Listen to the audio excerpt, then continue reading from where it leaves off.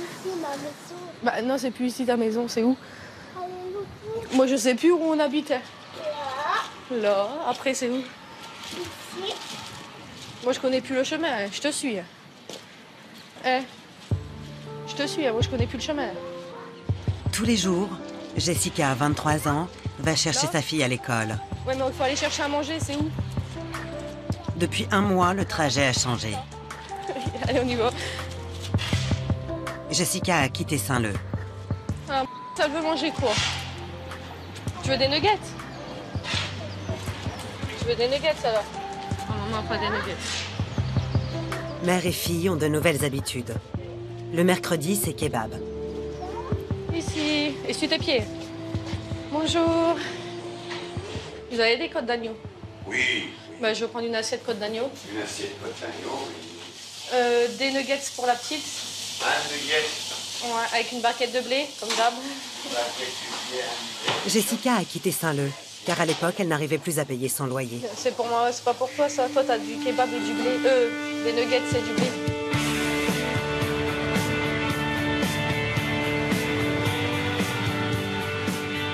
Elle occupait cette maison au cœur de la place Aristide-Briand et cherchait un second emploi pour joindre les deux bouts.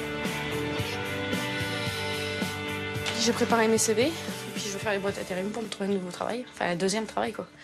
Pour avoir des heures en plus. Là, que ça va être les vacances. Et ça va chercher, j'espère. Ça serait bien. Donc, normalement, je dépose mon CV, puis ils vont m'inscrire. Puis après, bah, ça sera à eux de m'appeler. Bien sûr, je vais y aller tous les jours, presque tous les jours, pour pouvoir avoir un travail, parce que faut bien payer les factures. Jessica, à l'époque, gagnait 900 € par mois. Bebe, son compagnon, était au RSA. Man, s'il te plaît, doudou. Le couple avait fait une demande de logement avec l'espoir de rester dans le quartier. Ça m'embête de déménager, je suis bien ici. J'aime bien ma petite maison quand même. Mais bon, j'ai pas le choix.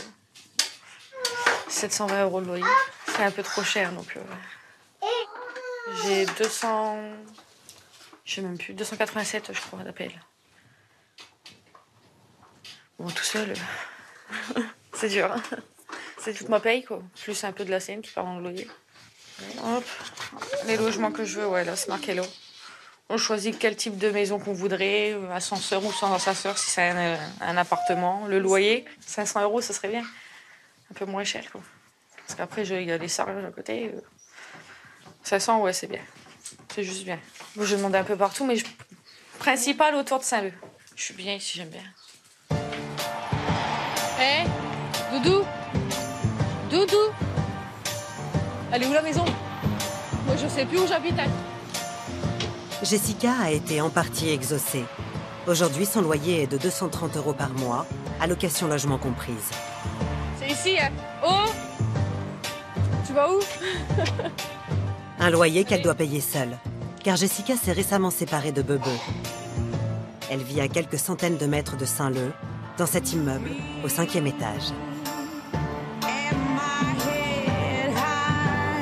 Tes chaussures, hein? Oh, Is. Ah oui, t'as pas ouvert ta surprise? Attends, faut que je recule la table. Ça marche pas. Mère et fille se sont faites à leur nouvelle vie. Du blé, garde tout ce qu'il a donné comme blé. Oh, maman, a oublié le sopalin, attends. Vas-y, ouvre ta surprise. Ça fait longtemps que maman les attend, ça, putain. L'eau caquée un petit peu. Attends, je regarde avant toi. Jessica a toujours fait en sorte que sa fille ne manque de rien, quitte à s'endetter. Toujours pareil. Dès que je peux, c'est pour elle. Je la garde toujours, mais un peu moins qu'avant quand même. Bon, parce que je fais quand même attention, vu que là j'ai un nouveau logement, j'essaye quand même de rembourser toutes mes dettes derrière, quoi. Donc je fais attention. Bon, en tout, j'ai un crédit de 4 000 € à rembourser, donc il faut les rembourser, les 4 000.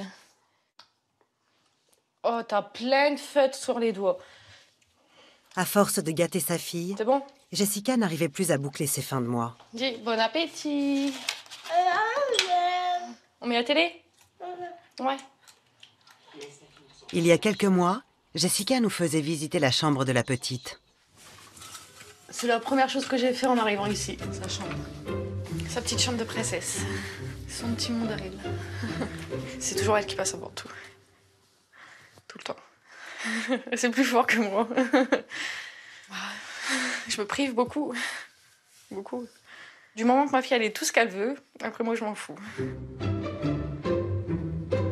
Ça c'était son Noël dernier, tous les trucs de bébé, tout est en bois donc toute ma couche est assez chère aussi. Après elle a toutes ses collections de nounours Hello Kitty. Jouets d'éveil, lits de marque, décorations coûteuses, une petite fortune. Je dépense mais je compte même pas. Ça après à la fin je me dis ah ouais j'ai quand même eu c'est beaucoup. Mais bon, elle est contente c'est le principal. Ouais, c'est vrai que sa chambre, elle vaut très cher. Si un jour j'en ai un deuxième, ce sera pareil aussi. Je me connais, donc ce sera les petits avant, moi après. Et la chambre... Là, c'est sa chambre. La nouvelle chambre de la petite est encore vide, ou presque. Car Jessica a décidé de refaire toute la décoration et attend encore les meubles pour lesquels elle a fait un emprunt. Le lit à nénette, il va arriver d'ici un petit mois. Un petit peu avant, je pense. Je l'ai commandé, donc il m'en vient à 230 €. Vu que maintenant, c'est plus Hello Kitty, c'est Reine des Neiges, il faut tout refaire. Parce que maintenant, c'est une fan de Reine des Neiges, donc... La maman, elle a une chouchou ici. Maintenant, ils sont tous dans ton bac à Barbie, regarde.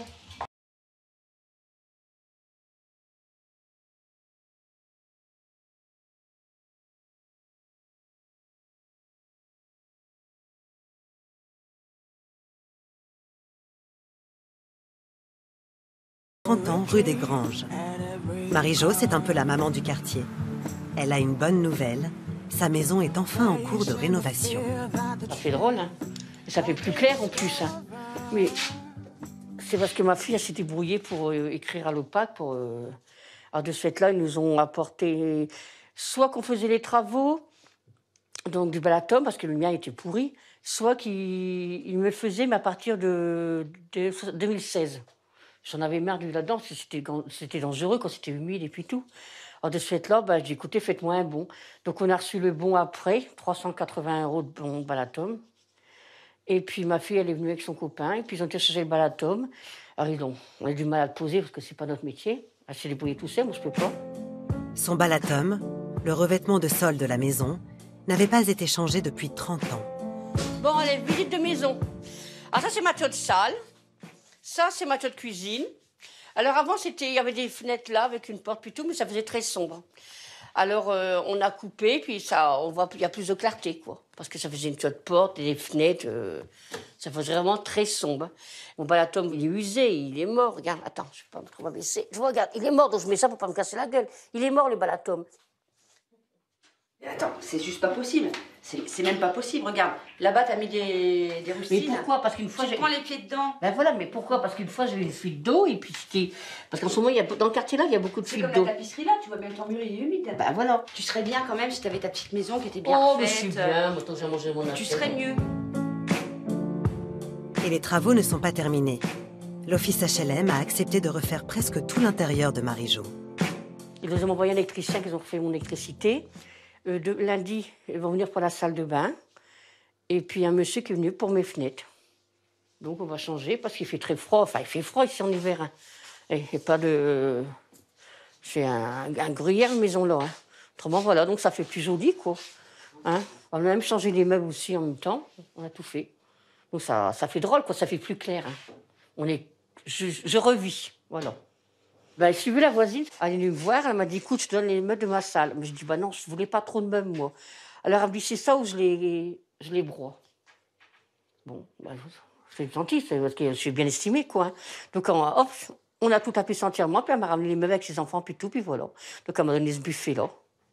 Et puis bon, ça, c'est ma table à moi, ça me vient, puis le coffre. Marie-Jo se sent enfin bien chez elle. Je suis heureuse, quoi. Je vis bien. Je suis contente de vivre ici. On a une belle maison, là. Le marché de l'emploi stagne. Le quartier de Saint-Leu le ressent. Un an plus tôt, nous avions rencontré David pour la première fois. Voilà, nous, on est ouvert de temps en temps, ou une bière comme on vous a déjà dit ici, voilà. Mais non, c'est un bon quartier, franchement. Il avait 42 ans et était en recherche d'emploi. David occupait ses journées à discuter au pont, le lieu où les chômeurs du quartier se retrouvaient. C'est nous, on a une idée de faire ça. Et tout le monde le fera en photo. Et là, on va l'enlever dans pas longtemps, quoi. On va enlever les guirlandes et puis on attend encore un petit peu, puis après, on enlève. Non, une ancienne du quartier aussi, ça, mais elle est très timide. La dame est très timide. Aujourd'hui, le pont est vide. Seuls Dominique et David parcourent le quartier. Les rivières, je l'ai remonté. Ouais. Je l'ai repris au moins 30 cm. Mais, je l'ai vu quand j'étais pêché derrière. Mais là c'est bon, il n'y a plus de tout courant. Là. Dominique, 60 ans, est à la retraite. C'est un ancien de Saint-Leu. Pour empêcher les sans-emploi de squatter le pont, quelqu'un y a versé de la graisse de friture. Oui, ça a gêné ici. Ça a gêné qu'on venait là. Regarde. Bah oui, ça gênait. La graisse à frites. Ils ont mis de la graisse. Pourtant, on ne faisait rien de mal. Hein. Ah, pas ça, il y a ses baskets. Mes mains. Ah non, elle vient de les laver en plus. Être sans emploi n'est jamais bien vu. Le quartier de Saint-Leu a un des plus forts taux de chômage de la ville. Un chômage de longue durée, installé depuis la crise de 2008. Il y en a qui savent le bonheur, vont chercher du travail, tout ça, et ça ne boutira à rien. T'as rien. On te fait patienter, on te fait traîner. Pour faire quoi? On va te prendre, tu vas t'inscrire dans une boîte, on va te garder 15 jours, même pas une semaine, et puis après, bon, pas de zaï. Ou alors ils prennent pour des remplaçants comme Noël, des trucs comme ça, puis après ta gueule elle est dehors. Voilà, des trucs comme ça. Ou alors pendant les vacances. Ou...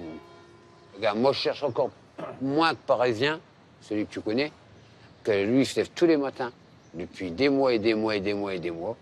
Il fait toutes les boîtes depuis... Il a rien. Rien. Il n'y a pas que lui, on est plein. Il n'y a rien. On te harcèle aussi pour chercher de l'emploi. On te harcèle, sans arrêt. Dès que tu touches un petit peu de chômage, un truc comme ça, ils ne te proposent rien.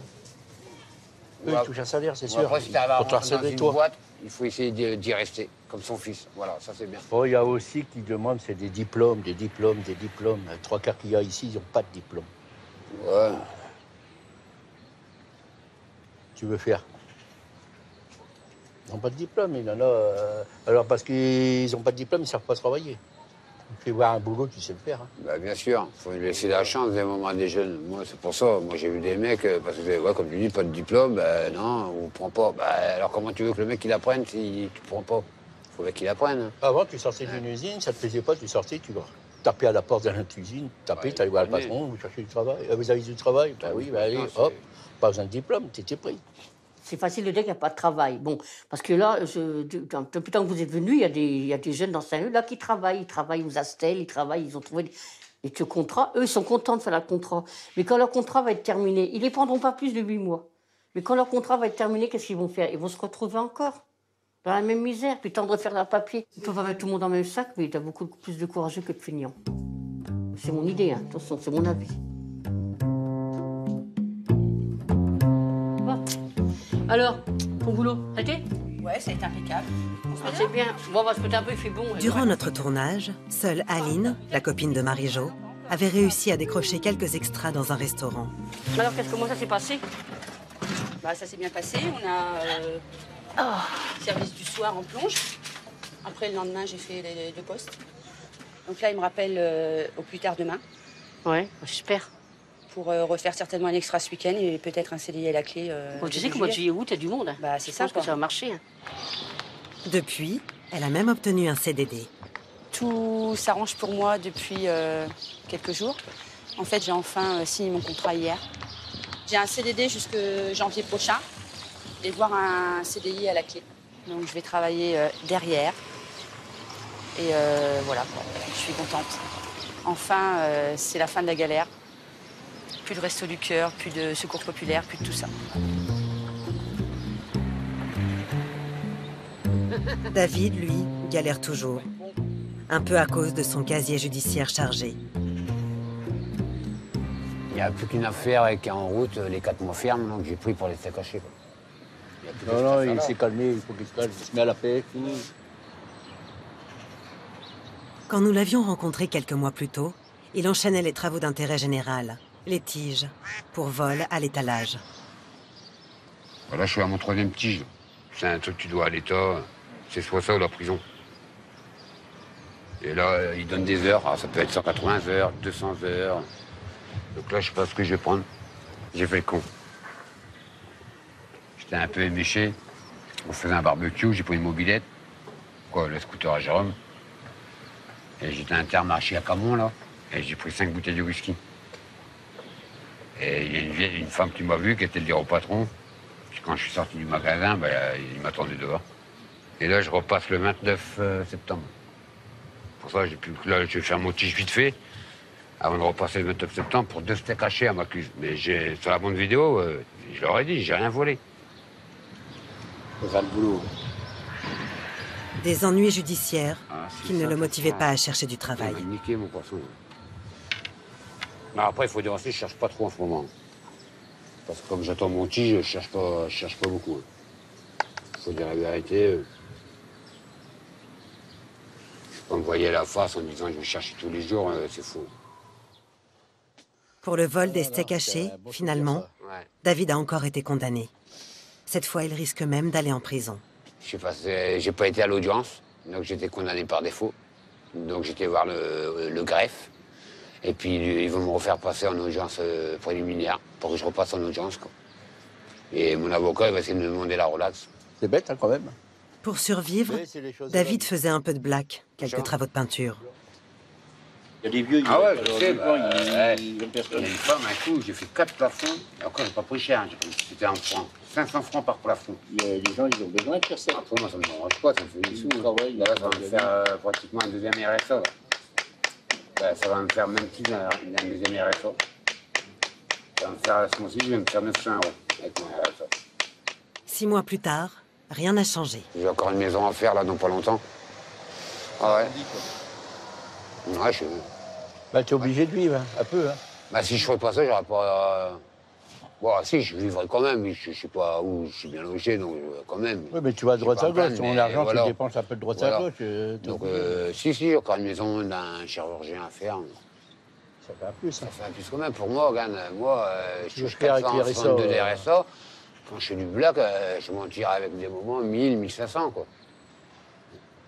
Ouais, C'est voilà. long chantier, hein. C'est long chantier que je fais, quoi. Donc, ça m'aide quand même, quoi. Ça me fait quand même un bon saut de plus, tu vois.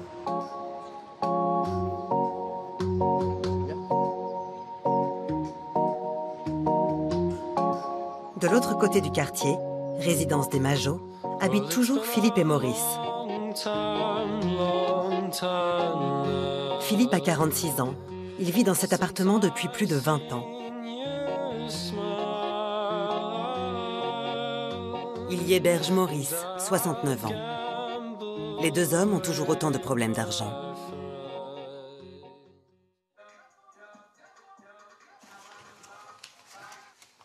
Tu sais, c'est pas évident, tu sais, pour vivre. J'ai un colis tous les 15 jours. On n'a pas grand-chose. Là, on n'a plus à manger parce que, voilà. Ben, voilà la cuisine, c'est propre. Regarde, on n'a plus rien, regarde. On n'a plus rien à manger.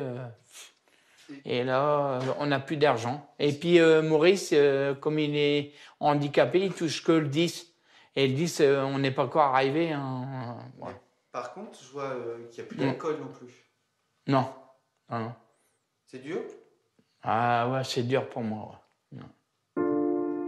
Philippe dépensait tout son argent dans l'alcool, au point de ne plus payer ses charges comme son loyer. Au 10 du mois, il n'avait déjà plus d'argent, même pour se nourrir. Il n'y a plus rien sur mon compte. Il n'y a plus qu'un €50. C'est moi qui vais l'aider. Hein. Un peu d'alcool et puis manger, comme j'ai dit. Beaucoup d'alcool. Je t'ai dit, je te voyais des fois 11, 12 bières, 1 litre de vin, du cognac. Je prends moins cher, 2,45 €. Et à côté, 2,46 €. Là, il y a 1 €, mais je pense que ça doit être des petits. Oh, je vais prendre ceux-là. Je vais prendre ceux-là. Je reconnais, je bois mon coup, c'est vrai, j'aime bien boire ma petite bière. Voilà, j'aime bien ça. Voilà, c'est tout. Je ne veux pas boire tout le temps de l'eau non plus, hein. Je n'ai pas une tête à boire de l'eau, moi. Moi, mon problème, c'est l'alcool. Si j'ai pas ma bière, je suis pas bien. Maurice, il peut le dire. Je suis pas bien.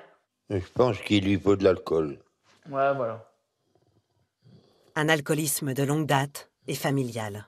Et je buvais avec ma mère. Voilà. Il buvait 6 bouteilles de mousseux. De mousseux, ouais, voilà. Mais ma mère, elle n'est pas morte de l'alcool. Hein. Elle est morte d'un cancer. Elle avait un truc au poumon, tout ça. Elle fumait pas, tout ça, mais elle buvait un coup, voilà. Ouais, voilà. Alors, ça, c'est la photo là, c'est moi, mon papa, ma maman, Ghislaine, Raoul, Philippe. J'étais plus costaud avant, hein. Je faisais 120 kilos. Philippe a perdu pied après la mort de ses parents. Son père en 2013, puis sa mère un an plus tard. Voilà la chambre à mes parents, voilà. C'est ici que mes parents y dormaient, voilà. Puis mon papa, il était là le jour qu'il est décédé, voilà. Je dors dans le lit, je dors là, à la place de mon père, là. Et je crois toujours que ma mère est toujours là, à côté de moi, là, qu'elle est auprès de moi. Voilà. Je sais pas me débrouiller, moi, pour les papiers. Moi, avant, quand il y avait ma mère, c'est ma mère qui s'occupait des papiers, il n'y avait pas de problème. Voilà. Désemparé, Philippe était incapable de faire face à son loyer et totalisait plus de 5 000 € de dette auprès de son office HLM. C'est moi, hein. Il devait même être expulsé. Ah ben, encore être déçu, là. Encore une aide de tribunal encore. Voilà, tu regardes parce que moi, je suis encore énervé, ça va pas. Mais ça va, allez, je te dis. Oh, Non, il y a bien. Tu vas être procédé à expulsion 2 mois après la délivrance d'un commandement de quitter les lieux. Je vois pas, je suis écœuré, moi. Je suis écœuré. Pour éviter l'expulsion, Philippe avait rempli un dossier de surendettement. Moi, je suis dégoûté, là. Ah, je suis... Et ce jour-là, par courrier, il apprenait le gel de ses dettes. Il n'était donc plus expulsable. Ah, il y a une lettre de la Banque de France. Voilà, je refais un. Et voilà.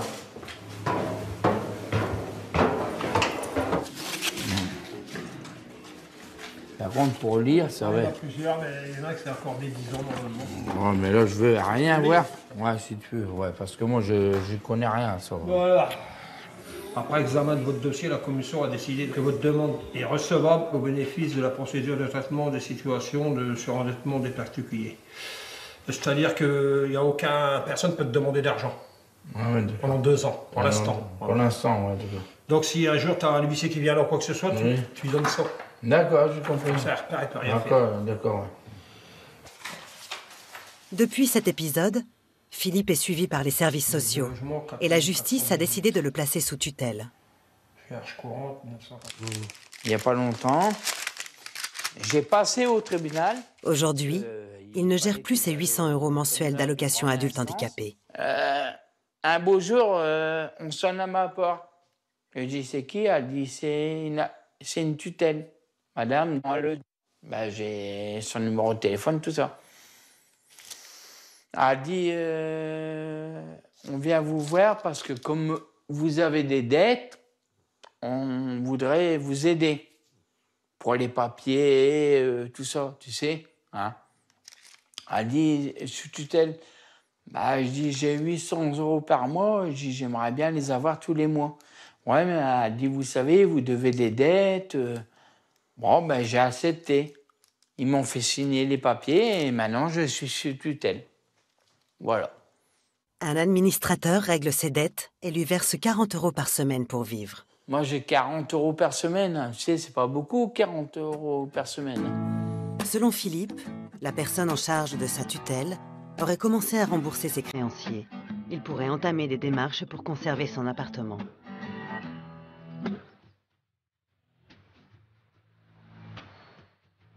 Franck, l'ancien boulanger, n'a pas bougé de sa maison rue du Pont à Moinay. Il joue toujours un peu de guitare.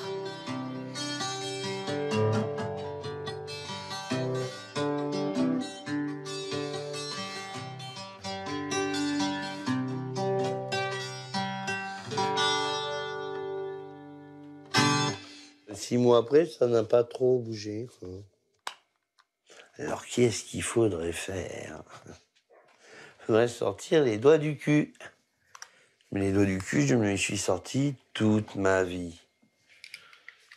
Toute ma vie, je me suis sorti les doigts du cul depuis que je suis né. Donc là, peut-être un ras-le-bol, là, je sais pas.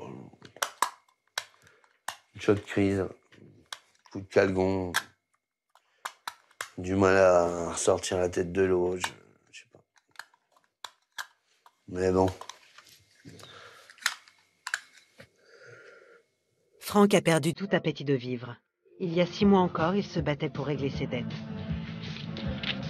Ça, dernière amende SNCF. J'étais chercher ma fille. Carte d'identité, c'est bon. Numéro de famille, c'est ok. Le sien, dossier de surendettement. Et le nouveau. Puis c'est bon. Franck constituait même un dossier de surendettement. Il y a un crédit auto, il y a des chèques en bois, il y a eu des amendes, j'ai pas payé, des séjours à l'hôpital où j'avais pas de couverture. Le plus gros, c'est le crédit auto. C'est peut-être pas grand-chose chez certaines personnes, 5-6 000 euros, mais... Enfin, peut-être plus même, je sais pas, j'ai arrêté de compter à un moment. Pour moi, c'est énorme. Énorme. Avec ça, ça saute. Mes dettes, là. Les dettes d'infortune. Mais Franck n'a toujours pas déposé son dossier complété. Depuis, son médecin l'a même déclaré dépressif. Je suis en stand-by, je suis... C'est mon médecin qui m'a mis en stand-by. Hein. De toute façon, je suis pas apte à aller bosser, quoi. Je suis dépressif et tout. Là, ça va parce que, voilà, je suis chez moi, je suis dans mon environnement. Mais voilà, je suis déclaré dépressif, quoi. Dès que je suis dans un autre endroit qu'ici, ça va pas, quoi. J'ai refait des boîtes d'intérim il y a pas longtemps, juste pour voir. Ça va pas. Je suis tendu, je suis négatif, je suis agressif, je suis... Voilà, quoi. Je veux pas sortir. J'ai pas envie. Je sors pour mes besoins, voilà. Faire mes courses, voilà. Mais c'est tout.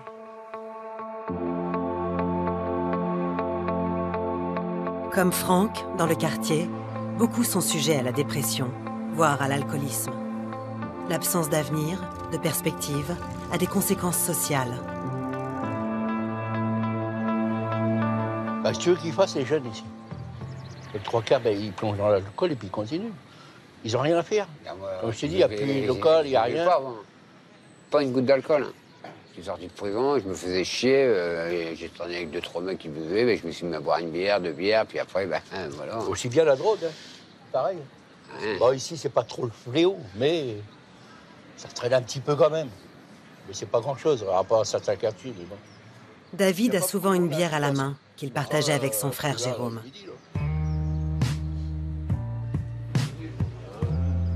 David a souvent été condamné pour vol à l'étalage.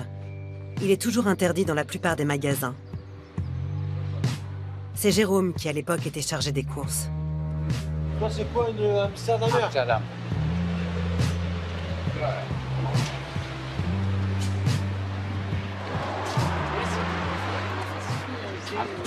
Amsterdam. Il y a rouge. Là, en rayon, alors il doit en avoir. Je suis étonné, gars. Je suis étonné qu'il est rentré. Mais c'est parce qu'il ne me connaît pas le caissier. C'est un nouveau. Ils sont tous dans la réserve. Ah oui, j'aurais pu voler de merde. Je vous jure, j'aurais pu prendre ce que je voulais.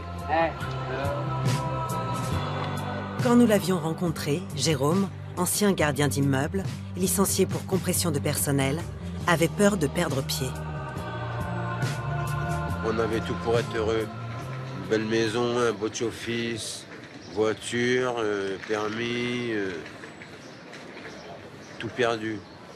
J'avais une bonne situation, là. Je commençais à être endetté. C'est la galère, quoi. Eh ouais.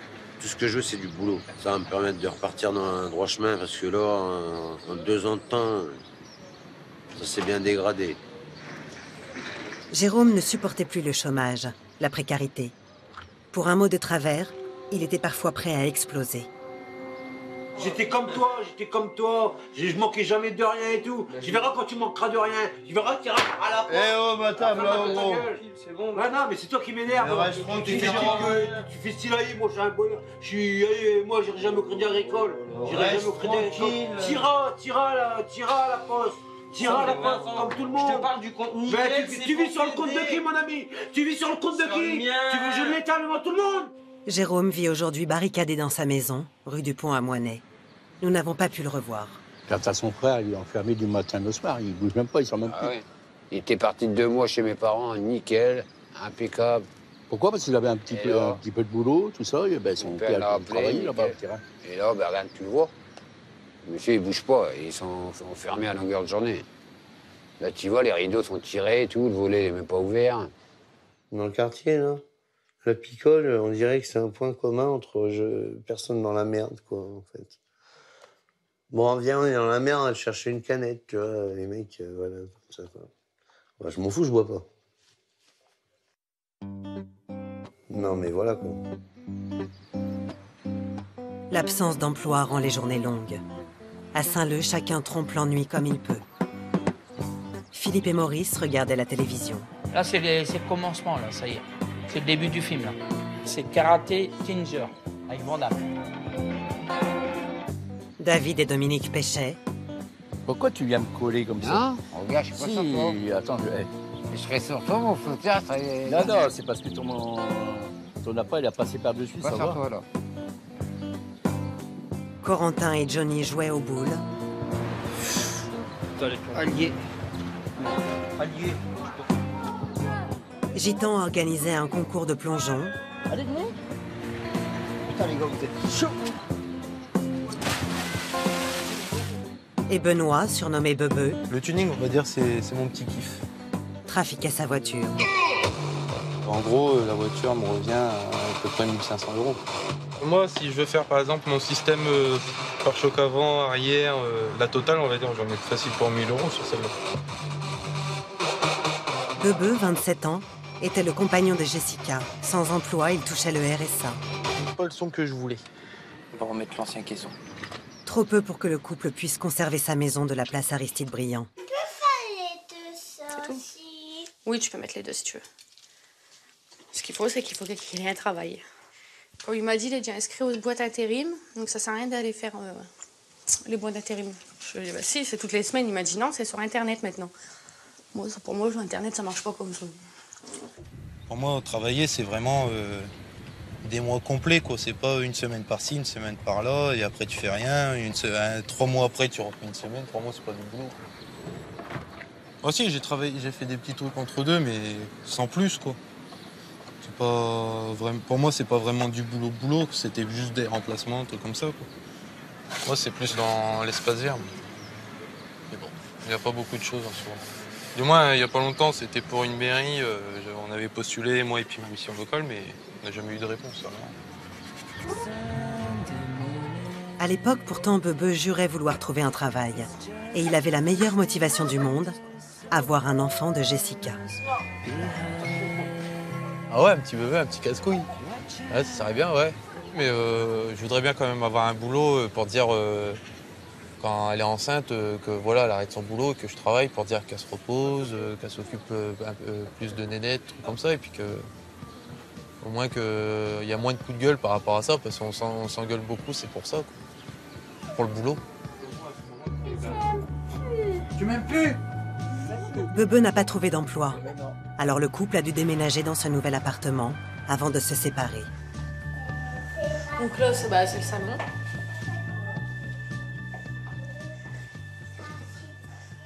Donc là, ici, ma chambre. Il n'y a pas encore de lit, elle sommeil, il va pas tarder. Bebeu, il est plus là. Bebeu, il est chez sa mère maintenant. Donc, en gros, on est séparés pour le moment, quoi. À voir la suite, mais bon. il ouvre les yeux, quoi. Parce que c'est bébé, quoi. Bah, question, chercher un travail, avoir une... Enfin, se lever le matin, quoi. Pas dormir toute la journée comme il faisait avant, là. Bebe ne travaille pas, car il a du mal à se réveiller le matin. Comment tu fais pour dormir avec un mec comme ça qui dort 48 heures? Avec un long maillot de corps qui descend jusque là. Non, il s'est calmé encore. J'en dors que 36. Ses jambes, c'est des baguettes. Non, tu dors pas 36 heures. Tu dors pas 36 heures. Arrête un peu de te foutre de ma T'as gueule. dormi combien de temps hier? On était couché, était quelle heure? 24 heures. J'ai été couché à 10h, je me suis réveillé la nuit. Mon cul, J'ai c'est endormi du sur poulet, le t'en coup veux une de 4h du matin, il était à 2h en moins. Mon cul, c'est du poulet, t'en veux une? J'ai dormi 12 heures. Bebe oubliait même d'emmener la fille de Jessica à l'école. Parfois, la jeune femme rentrait de son travail et les trouvait tous les deux à la maison. Je la laissais en pyjama, puis je rentre du boulot, là. Bah, bébé, il s'est rendormi. C'est son excuse de tous les jours. Il s'est rendormi. Ou sinon, c'est la petite qui se réveille pas. Mais bon.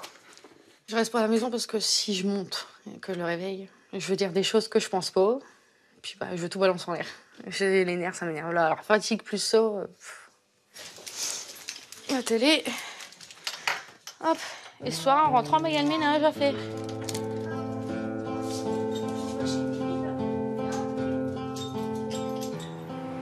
Aujourd'hui, Jessica est elle aussi sans emploi.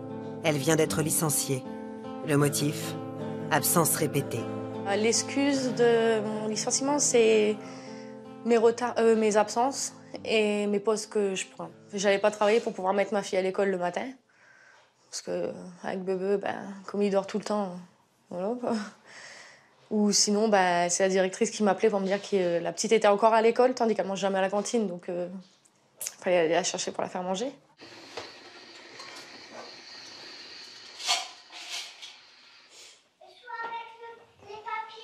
Ah, ok. Il y a encore 2-3 trucs à bébé, il faut que je rende. Il a tout pris ce qu'il y avait dans l'armoire de ses affaires, quoi. Tous ces trucs à lui. J'ai encore un jean là aussi. Et une bonne nouvelle, c'est le logement, quoi. Que j'arrive à m'en sortir.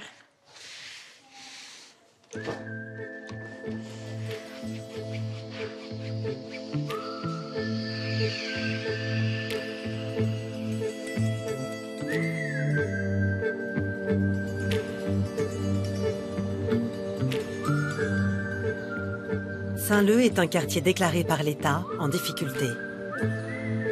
Les habitants s'y sentent parfois abandonnés, délaissés. Régulièrement, ils se plaignent de la propreté. Il y a plein de merde dans le caniveau. Ouais. Et quand il va geler, là, il y a de l'eau qui dépasse parce que, étant donné que l'eau n'arrive pas à s'évacuer, ça va sur les pavés et puis... Ah, puis ça va que ouais. Ils ont fait dégager les voitures de l'impasse qu'il y a là-bas. Avant Saint-Leu. Moi, je suis né ici, j'ai 43 ans, ça n'a jamais été comme ça. Je suis pas Saint-Leu, mais quand je suis arrivé, ça n'a jamais été comme ça. Bon, c'est bavardé, puis je vais aller voir la ville d'Amiens. Oui, il faut y aller. Allez, il faut un bon coup, là. Faut que tout le monde bouge aussi. Ouais, voilà, bah ouais, tu vois. Mais il a raison. Je vais vous faire voir un petit peu comment on laisse le quartier de Saint-Leu dans l'état qu'il est. Il y a quelques mois déjà, Franck dénonçait la décharge sauvage d'encombrants derrière sa maison. Faire voir à quel point sont efficaces les gens qui... Voilà, c'est ça. Je tenais à vous faire voir, voilà. En sachant que hier, ils sont passés avec leur camion devant, ils ont vu le truc. Ils ne l'ont pas pris, il était à moitié vide en plus. Là, ça s'accumule depuis, un bon mois et demi, 2 mois, ouais. Faut que ça disparaisse vite fait, quoi, c'est dégueulasse. Ça fait beau, quoi. Pour un quartier pittoresque, franchement, la honte, quoi. La honte. Les habitants s'offusquent vite ici, quand les poubelles s'entassent, que les encombrants traînent ou que les façades s'effritent.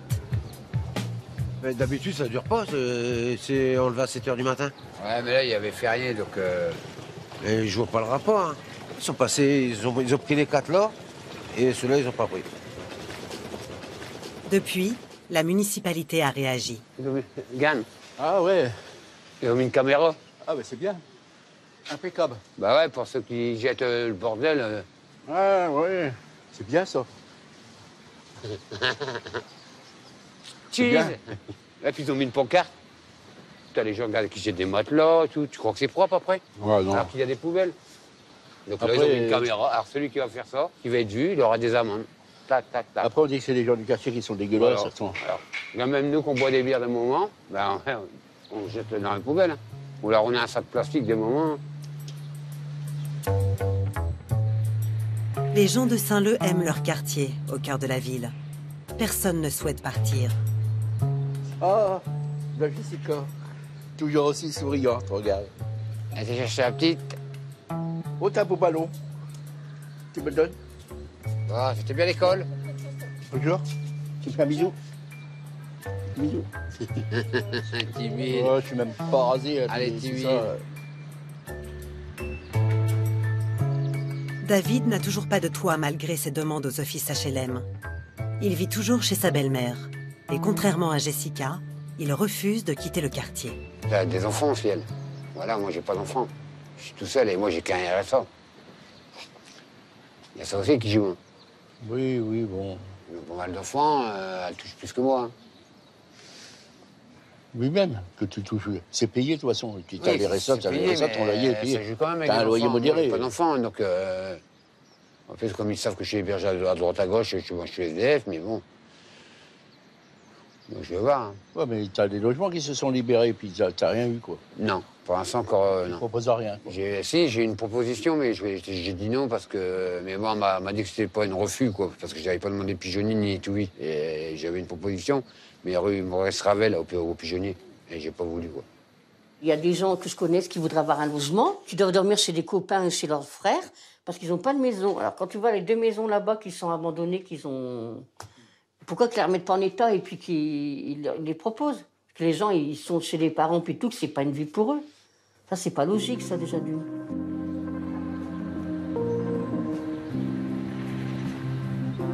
Marie-Jo voit son quartier se transformer. De nouvelles constructions, plus hautes, remplacent petit à petit les maisons. Des constructions destinées à une nouvelle population, les étudiants. Car Saint-Leu est entouré d'universités. Les habitants historiques se sentent chassés. Rue du Pont à Moinet, Franck fait justement partie de ceux qui devraient déménager. Saint-Leu, maintenant, c'est plus Saint-Leu, c'est des étudiants. Il reste une poignée de gens de Saint-Leu. Même moi, je suis pas de Saint-Leu. J'ai appris, ils voulaient dégager toute la rue là. L'usine, elle va être... ils vont faire un truc étudiant ici. Voilà, c'est tout ce qu'ils vont faire. Donc, ils veulent nous dégager. Donc, ils veulent détruire une partie de l'histoire de Saint-Leu, enfin de Damien, quoi. Déjà, ils voulaient faire un loft, des lofts dans l'usine. Donc, après, 6 mois après, j'entends petit truc bizarre. La maison, pourquoi elle n'est pas relogée là-bas? Celle du bout qui est toute refaite à neuf. Ils veulent tout faire sauter. Ils veulent faire des logements comme en face, là. C'est fini, Saint-Leu.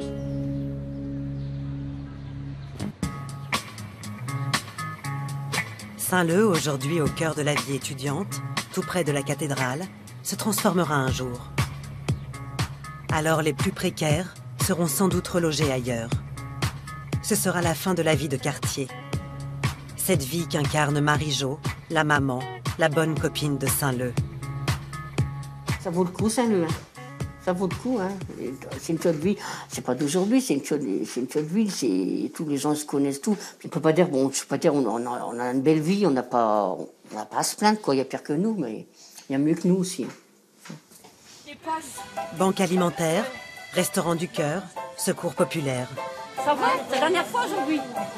On va être malheureuse. Hein. Pas grave, je voudrais mon numéro de téléphone, puis vous m'appellerez. Durant 6 mois, nous avons vu Marie-Jo se démener pour joindre les 2 bouts. Que tu qu'on fasse. En plus, là, on est parti en retard. C'est marrant parce que je ne me voyais pas comme ça. J'ai l'impression que je suis pas la bébête, mais tu sais que je suis toujours plein dans le train, quoi. Mais je ne me voyais pas comme ça. Malgré la fatigue et l'âge, C'est parti? C'est parti, mon kiki. Marie-Jo sait comment se remettre chaque jour en selle. Allez, à cheval, on y va. Allez, à cheval. Bon, allez, à cheval, grand-mère. Allez, on y va. Allez, à cheval. Allez, à cheval, grand-mère. Il y a un âge pour tout aussi. Hein. Si je veux dire à la cheval, j'ai toujours son petit mot-clé, ça pour me remettre du... Je sais que c'est pas évident, hein. Demain, je resterais bien couché, puis je dirais, je fais rien, mais non, je dis, allez, grand-mère, rendez-vous. Hein. On est fatigué quand même. Hein. Puis on n'est pas... Je sais pas, moi. Marie-Jo se bat. Tous les jours, elle affronte la vie avec sa joie. Bonjour, madame. Tu veux un autographe?